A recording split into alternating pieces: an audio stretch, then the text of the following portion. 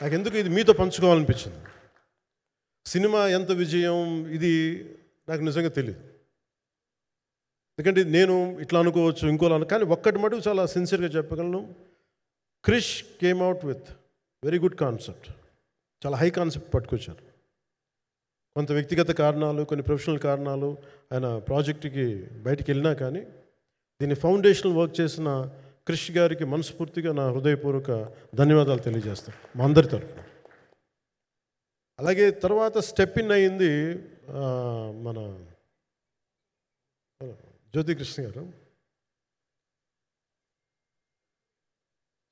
నేను ఖుషి సినిమా చేస్తున్నప్పుడు అప్పుడే లండన్ ఈ ఫిల్మ్ మేకింగ్ కోర్స్ చేసి మన డైరెక్షన్లో ఇన్స్టిట్యూట్ అంతేనా డైరెక్షన్ ఫిల్మ్ మేకింగ్ కోర్స్ చేసి అప్పుడే గ్రాడ్యుయేట్ అయ్యి వచ్చి అప్పటి నుంచి ఉన్నప్పుడు బట్ యాక్చువల్ తనతో మాట్లాడుతుంటే మోస్ట్ సెన్సిబుల్ డైరెక్టర్ అనిపించారు. ఈ ఒక టైంలో ఏమనిపించిందంటే బయట ఉన్న మాటలు కానీ అసలు సినిమా వస్తుందా లేదా బయటికి అని ఉండేది. కానీ మాకు ఎప్పటికప్పుడు నీరసం పడిపోయినప్పుడల్లా నాకు నీరసం వచ్చేసేది. సినిమా అవ్వదా అనుకున్నప్పుడల్లా దీనికి ప్రాణవాయువునిచ్చిన వ్యక్తి కీరవాణి గారు. ప్రతిసారి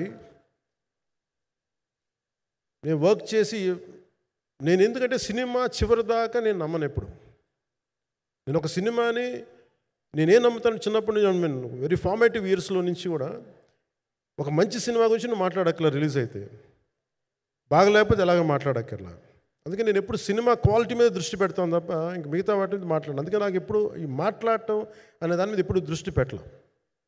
కానీ ఫస్ట్ టైం ఈ సినిమాకి చాలా అవసరం అనిపించింది. ఎందుకని ఒక నిర్మాతలు కనుమరుగవుతున్న ఈ సమయంలో ఒక బలమైన సినిమా తీసి ఒడిదుడుకుల్ని తట్టుకోగలిగి ఒక నిర్మాత కనుమరుగవ్వకూడదు. ఆయన పక్కన ఏది ఉండాలని అండగా ఉండాలని చెప్పేసి నేను అన్నీ వదిలి ఇంత బిజీ షెడ్యూల్స్ అన్నీ వదిలేసి ఒకవైపు నన్ను నా ప్రత్యర్థులు తిడుతున్నా కానీ సినిమాలకి వెళ్ళిపోయిన తిడుతున్నా కానీ ఇదేంటంటే నాకు అన్నం పెట్టింది. ఇది నాకు నా సినిమా పరిశ్రమ. అంటే ఇక్కడున్న మిత్రులందరూ కూడా చాలామందికి నేను ఇండివిజువల్ ఇంటర్వ్యూస్ ఇచ్చాను. నేను చాలాసార్లు నాగేంద్ర కానీ మీరు కానీ చాలామందికి వీళ్ళందరికీ చాలామందికి నేను వ్యక్తిగతంగా తెలుసు. కాకపోతే నాకు సినిమా అంటే నేను సినిమా గురించి ఎక్కువ చెప్పలేక ఎక్కువ మాట్లాడలేను. కానీ బట్ నాకు నిజంగా సినిమా మీద అపారమైన గౌరవం, సినిమా మీద అపారమైన ఆసక్తి, నాకు ప్రాణవాయువు అది. Story telling is a necessity for each and every individual. So cinema అది మనకు కల్పిస్తుంది. సినిమా మనకి అలాంటి కానీ ఈ సినిమా ప్రత్యేకించి చాలా ఛాలెంజింగ్ సర్కమ్స్టాన్సెస్లో, చాలా ఒడిదుడుకుల్లో, యాడ్వర్స్ కండిషన్స్లో కూడా మనస్ఫూర్తిగా దీన్ని ముందుకు తీసుకెళ్ళి ఆర్థిక ఇబ్బందులు ఎన్ని వచ్చినా కానీ అంటే నాకు పొలిటికల్గా పేరుండొచ్చు, దేశవ్యాప్తంగా నేను తెలిసి ఉండొచ్చేమో కానీ సినిమా పరంగా వచ్చేటప్పుడు నేను చాలా హీరోస్తో కంపేర్ చేస్తే వాళ్ళందరికంటే చాలా తక్కువ నేను. సో దానికి ఉండే ఇబ్బందులు దానికి ఉంటాయి. మిగతా వాళ్ళకి బిజినెస్ అయినందుకు నాకు బిజినెస్ అవ్వదు, వాళ్ళకు వచ్చినందుకు నాకు రాకపోవచ్చు.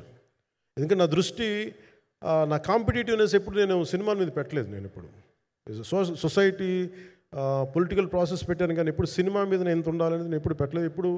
నేను ఎప్పుడు చాలాసార్లు మన నాగేంద్ర కానీ మిగతా మన సూపర్ హిట్ మన కీర్తిశేషులు బిఆర్ రాజు గారు చనిపోయారు ఇంటర్వ్యూస్లో కూడా ఉంటుంది.